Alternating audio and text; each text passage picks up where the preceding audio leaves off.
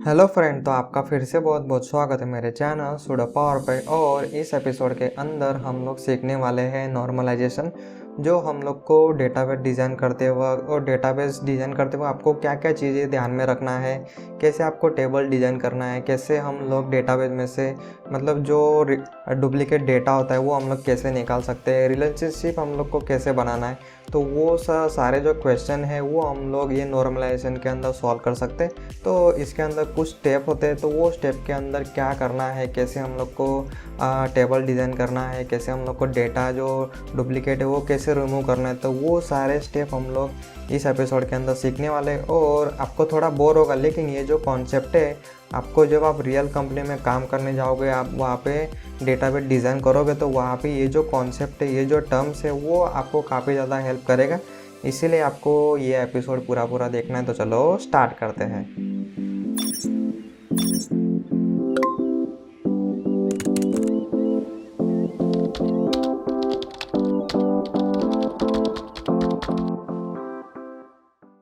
तो फ्रेंड, ये जो नॉर्मलाइजेशन, ये जो प्रोसेस है वो हम लोग को डेटाबेस डिज़ाइन करने में काफ़ी ज़्यादा हेल्प करता है। और ये जो मतलब जब हम लोग डेटाबेस डिज़ाइन करते हैं तो कौन कौन सी चीज़ें हम लोग को ध्यान रखना होता है, तो वो सारी प्रोसेस, ये जो नॉर्मलाइजेशन एक वर्ड है, इसके अंदर कुछ प्रोसेस होती है, तो वो प्रोसेस हम लोग फॉलो करने वाले। तो अगर आपको मतलब इंटरव्यू के अंदर भी आपको जनरली ये सारे क्वेश्चन पूछे जाएंगे, तो नॉर्मलाइजेशन एक सिंपल सी प्रोसेस है जिसके अंदर हम लोग डेटाबेस डिज़ाइन करते हैं।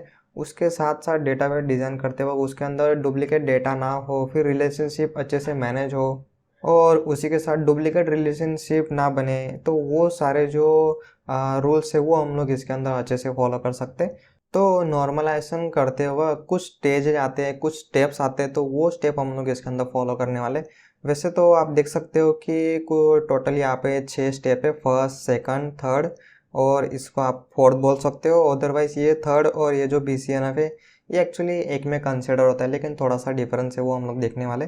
वैसे टोटल जो नॉर्मलाइजेशन जो स्टेज है वो है 5। वैसे मार्केट में अभी फ़िलहाल मतलब जो डेवलपर लोग हैं वो तो रिसर्च करते रहते, तो 6 जो फॉर्म है वो भी आ चुका है। तो वैसे तो आप हम लोग जब तक ये थर्ड स्टेप तक पहुँचते हैं तब तक हम लोग ऑलमोस्ट हमारा जो डेटाबेस है वो हम लोग अच्छे से डिज़ाइन कर चुके होते हैं। बाई चांस हम लोग को फोर्थ या फिर फिफ्थ या फिर उसका मतलब काम पड़ता है, तो हम लोग सबसे पहले देखने वाले हैं फर्स्ट नॉर्मल फॉर्म। तो फ्रेंड, ये जो स्टेप है इसके अंदर क्या रूल्स हम लोग फॉलो करते हैं, तो वो रूल्स को फॉलो करके एग्जैक्टली हम लोग पहले टेबल बनाते हैं, या फिर आप डेटाबेस बोल सकते हो। तो इसके अंदर जो भी मल्टीपल वैल्यूज़ है उसको हम लोग रिमूव करते हैं। ठीक है फ्रेंड्स, तो ये रूल्स है। फर्स्ट, ये जो फर्स्ट नॉर्मल फॉर्म है उसका रूल्स है। जैसे अभी ये जो ऊपर वाला टेबल है इसके अंदर आप देख सकते हो कि ये जो फ़ोन नंबर वाली फील्ड है इसके अंदर कॉमा कॉमा करके फ़ोन नंबर मैंने ऐड किया है। तो ऐसा कोई फील्ड है जिसके अंदर आप मल्टीपल वैल्यू ऐड कर रहे हो, तो उस केस में मतलब ये जो केस है वो गलत है। ठीक है, तो इस केस को सॉल्व करने के लिए हम लोग उसको अलग अलग कॉलम में कुछ इस तरीके से डालेंगे। तो आप देख सकते हो यहाँ पे राजू राजू उसका फर्स्ट फ़ोन नंबर, उसका सेकंड फ़ोन नंबर। ठीक है फ्रेंड्स, तो ये फर्स्ट स्टेप है। फर्स्ट स्टेप के अंदर सबसे पहले जो ग्रुप होता है, जैसे फ़ोन नंबर का यहाँ पे ग्रुप हो रहा है, तो उसको हम लोगों ने सॉल्व किया। तो अभी आप सोचोगे तो इसके अंदर राजू राजू मुंबई फिर या बाकी का जो डेटा है वो यहाँ पे डुप्लीकेट हो रहा है। तो वो डुप्लीकेट डेटा हम लोग अभी नेक्स्ट फॉर्म में सॉल्व करेंगे, जो है सेकंड नॉर्मल फॉर्म। तो इसके अंदर आपको ध्यान का रखना है, पहले तो फर्स्ट नॉर्मल फॉर्म आपको कंप्लीट करना है, उसके बाद ही आपको सेकंड स्टेप पे आना है। तो इसके अंदर जो डुप्लीकेट डेटा होता है वो हम लोग को रिमूव करना है। जैसे मैंने अभी आपको दिखाया कि यहाँ पे राजू बाबू मुंबई मुंबई है, तो काफ़ी ज़्यादा रिपीट हो रहा है, तो वो हम लोग इसके अंदर रिमूव करेंगे। तो ये पिछला टेबल है जो हमारी प्रॉब्लम है, इसको जब हम लोग सेकंड जो फॉर्म है उसका जो रूल है, जो रिडंडेंट डेटा, वो हम लोग निकालेंगे। उसके बाद कुछ इस तरीके से टेबल बनेगा जिसके अंदर सिंपल है। इसके अंदर आप देख सकते हो ये जो फ़ोन नंबर है वो यूनिक है, वो हम लोगों ने साइड में निकाल दिया। तो आप देख सकते हो कस्टमर C1 इसके मल्टीपल फ़ोन नंबर हो सकते हैं, तो कस्टमर फ़ोन का हम लोगों ने अलग से टेबल बना लिया। और सिंपल सा कस्टमर जो है जिसके अंदर जो भी हमारे यूनिक रिकॉर्ड है, तो कुछ इस तरीके से फ़िलहाल हमारे 2 रिकॉर्ड ही खाली कस्टमर के अंदर बनेंगे, और जो मल्टीपल रिकॉर्ड थे उसका हम लोगों ने अलग से अलग टेबल बना दिया। तो कुछ इस तरीके से हम लोग, अगर जब भी हमारा जो टेबल है उसके अंदर रिडंडेंट डेटा, रिडंडेंट मतलब डुप्लीकेट डेटा आप बोल सकते हो, तो डुप्लीकेट डेटा जब होता है तो हम लोग सेकंड स्टेप अप्लाई करते हैं। तो अभी जो फर्स्ट जो टेबल था उसके अंदर कुछ इस तरीके से प्रॉब्लम था, तो इसके अंदर हम लोगों ने फर्स्ट फॉर्म अप्लाई किया तो कुछ इस तरीके से टेबल बना। उसके बाद ये टेबल के ऊपर हम लोगों ने सेकंड वाला जो स्टेप है वो अप्लाई किया तो कुछ इस तरीके से हमारे दो अलग अलग टेबल बन गए। तो अभी ये जो ऊपर वाला टेबल है इसके अंदर एक प्रॉब्लम है। तो आप देख सकते हो कि जैसे कोई कस्टमर है, जैसे मतलब कोई ऑनलाइन शॉपिंग की वेबसाइट ले लो, या फिर आप जैसे Dream11 पे आप देख सकते हो कि आप किसी फ्रेंड को रेफ़र करोगे तो आपको पॉइंट मिलते हैं, ठीक है। तो समझो कुछ उस तरीके से ये जो राजू है उसको विनोद ने रेफ़र किया है, तो यहाँ पे रेफरर और रेफरर का फ़ोन नंबर है, ठीक है। तो मतलब ये जो कस्टमर टेबल है उसके अंदर आप बोल सकते हो कि एक एक्स्ट्रा टेबल इसके अंदर ऑलरेडी है, तो इसको जब अलग निकालना होता है तो तब काम आता है थर्ड नॉर्मल फॉर्म का। तो इसके अंदर आप देख सकते हो कि एक थोड़ा फैंसी वर्ड है, ट्रांजिटिव डिपेंडेंसी जिसको हम लोग बोलते हैं। तो इसको मतलब समझने का काफ़ी इजी तरीका है। तो जैसे कस्टमर टेबल है इसके अंदर रेफरर जो है उसका एक्स्ट्रा आप रिकॉर्ड बोल सकते हो, और ये जो दो कॉलम है उसका आप अलग से पूरा एक अलग टेबल ही बना सकते हो। तो इन शॉर्ट ये कैसे पहचानते हैं, तो ये जो रेफरर का फ़ोन नंबर है, तो रेफरर का फ़ोन नंबर एक्चुअली किससे कनेक्ट है, तो वो रेफरर से कनेक्ट है ना कि कस्टमर से, ठीक है। तो इसलिए मतलब ये जो इस टाइप का जो कनेक्शन होता है जिसको हम लोग बोलते हैं ट्रांजिटिव डिपेंडेंसी, तो इसको जब हम लोग रिमूव करेंगे तब हम लोग मतलब इसके अंदर जो रूल्स होता है वो थर्ड नॉर्मल फॉर्म का रूल हम लोग इसके ऊपर अप्लाई करेंगे, और कस्टमर टेबल से हम लोगों ने उसको निकाल दिया और रेफरल का अलग से टेबल बना दिया, और इसकी जो आईडी है वो हम लोग कस्टमर टेबल के अंदर रख देंगे, ठीक है फ्रेंड्स। तो आप देख रहे हो कि मतलब इसके अंदर अगर हम लोग आगे जब डेटाबेस डिज़ाइन भी करेंगे तो हम लोग ये जो जो अभी मैं रूल्स बता रहा हूँ, सेकंड नॉर्मल फॉर्म का रूल है, फिर फर्स्ट नॉर्मल फॉर्म का जो रूल है वो हम लोग ऑटोमेटिकली अप्लाई कर ही देते हैं, लेकिन कौन सा रूल को क्या बोलना है तो वो खाली हम लोग इस एपिसोड के अंदर देख रहे हैं। तो ये काफ़ी मतलब ईजी है, अगर हम लोग इसको देखेंगे तो हम लोग को ईजिली पता चल जाता है कि हम लोग फ़ोन नंबर यहाँ पे मल्टीपल रख नहीं सकते, उसका हम लोग ईजिली अलग से टेबल बना सकते। तो ये एकदम नॉर्मल केस है तो वो हम लोग ऑटोमेटिकली गेस कर ही लेते हैं, लेकिन ये जो टेक्निक है इसको बोलते क्या है तो वो आपको ध्यान रखना है, और वो ही आपको मतलब जो टेक्निकल वर्ड है वो आपको आगे काम आएंगे। तो जैसे मैं आपको एक सिंपल सा एग्जांपल दूँ, जैसे समझो आप क्रिकेटर हो, तो क्रिकेटर को पता होता है कि ऑफ क्या है, लेग क्या है, कवर ड्राइव क्या है। तो मतलब वो जो टर्म्स होते हैं तो वो टर्म्स हम लोग को पता होना ज़रूरी है, तभी तो मतलब आप मास्टर बनोगे कोई फील्ड के अंदर, ठीक है।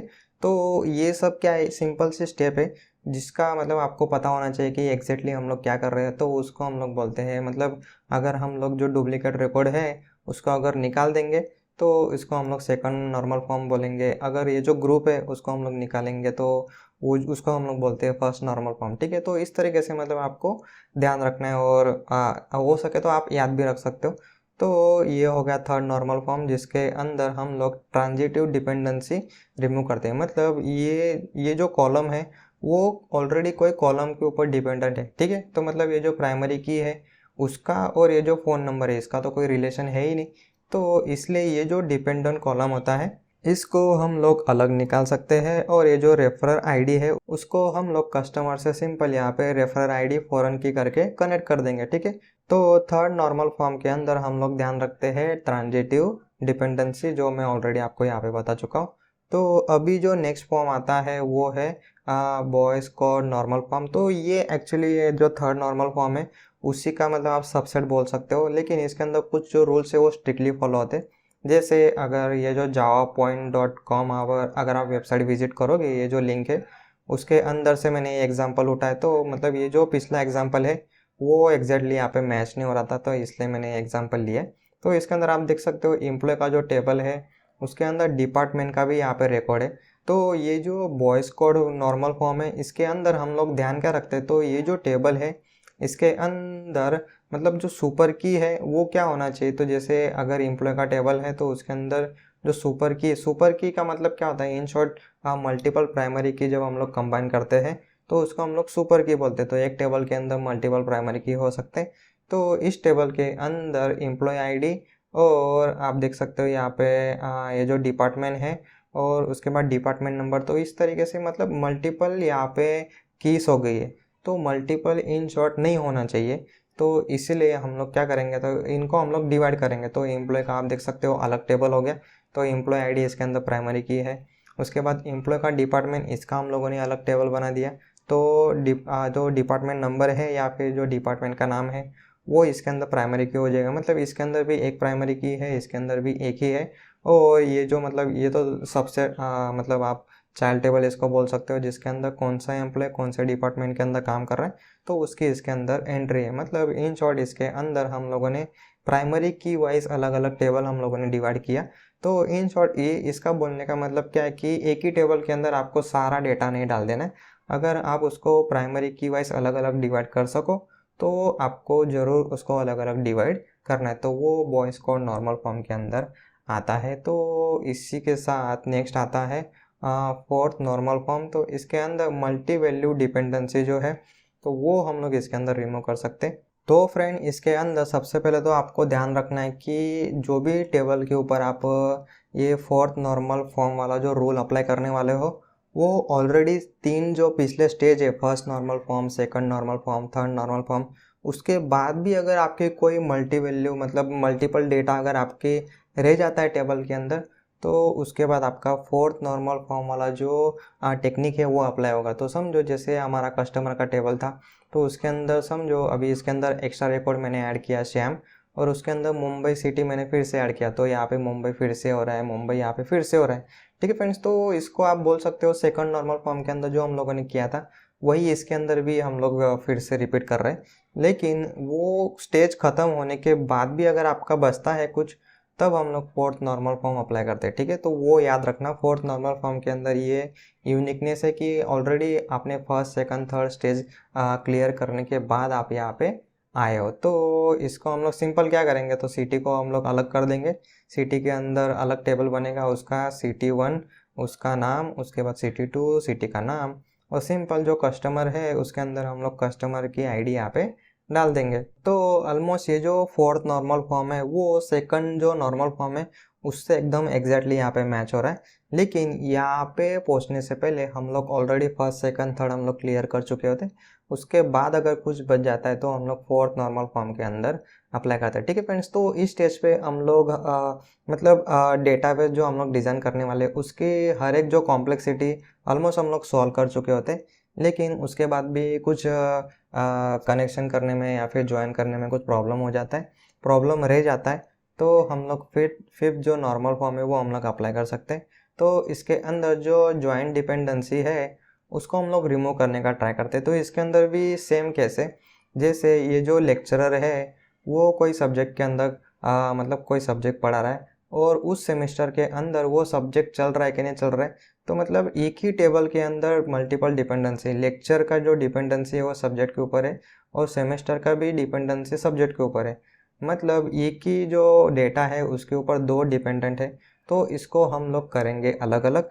तो वो अलग करेंगे वो किसके अंदर आता है, तो फिफ्थ नॉर्मल फॉर्म के अंदर। ठीक है फ्रेंड्स, तो ये जो टेक्निक है इसका यूज़ करके आगे आने वाले एपिसोड जो है जब हम लोग डेटाबेस पूरा डिज़ाइन करेंगे तो ये सारे रूल जो है वो हम लोग यूज़ करने वाले।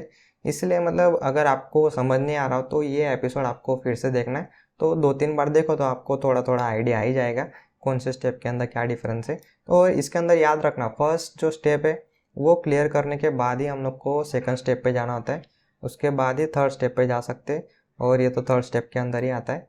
उसके बाद ही फोर्थ स्टेप पे जाना है, फिर फिफ्थ स्टेप पे। ठीक है फ्रेंड्स, तो ऑलमोस्ट ये जो थर्ड स्टेज है वहाँ तक आते आते हम लोग ऑलमोस्ट सॉल्व ही कर लेते हैं। तो इसके अंदर ये जो सिटी वाला जो प्रॉब्लम है वो भी हम लोग थर्ड स्टेप के अंदर सॉल्व कर सकते हैं, वैसा कुछ प्रॉब्लम नहीं है।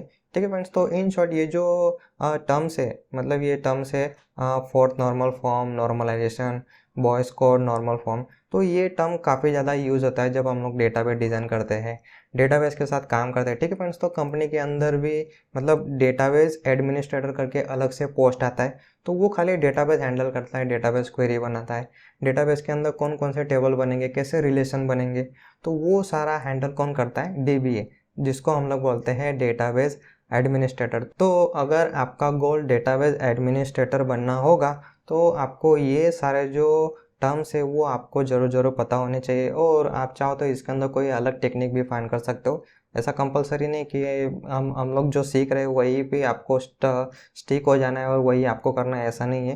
तो और जो बाकी सारे जो वेबसाइट है, जैसे मैंने आपको जावा पॉइंट बताया, फिर W3 स्कूल भी है, फिर फ्री कोड कैम है, तो वो सारे वेबसाइट पे भी आपको देखते रहना है, सीखते रहना है, ठीक है फ्रेंड्स। तो ऐसा नहीं कि मैं जितना सिखा रहा हूँ वहीं पे आपको स्टॉप हो जाना है, लेकिन इंटरनेट पे भी बाकी सारे भी ट्यूटोरियल होंगे, बाकी सारे यूट्यूब चैनल भी कुछ ना कुछ अलग अलग सिखा रहे होंगे, तो वो भी आपको देखना है, उसकी भी आपको प्रैक्टिस करना है, ठीक है। तो इन शॉर्ट, आप जितना ज़्यादा प्रैक्टिस करोगे उतना ज़्यादा आपको आइडिया आएगा कि किस तरीके से टूल्स और ये सारी चीज़ें काम कर रही है, ठीक है फ्रेंड्स। तो फिलहाल के लिए इस एपिसोड में इतना ही। Thank you.